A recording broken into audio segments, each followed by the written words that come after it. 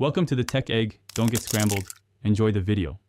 You already have your document open. Now make the first deliberate change. Put the cursor on the page you want to alter, then go to File and choose Page Setup. Once done, you can change orientation and paper size for the whole document. If you only need margins adjusted, change them here. They affect layout immediately. Make sure to note whether you want the change applied to the whole document or only a portion, because that determines the next steps. To change a single page, insert a section break first. Put the cursor where you want the new page, choose Insert Break, then Section Break, Next Page. Once done, click inside that new section and reopen Page Setup. Choose your new orientation or size and select Apply to this section. This isolates the change so neighboring pages stay the same.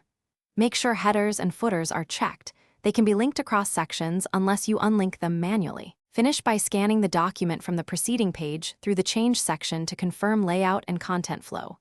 If your headers or footers look wrong, unlink them. Double-click the header, deselect Link to Previous, then Edit.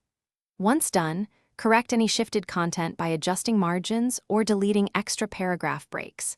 If something goes wrong, immediately use Undo or delete the section break and start over. That restores the prior layout without manual fixes.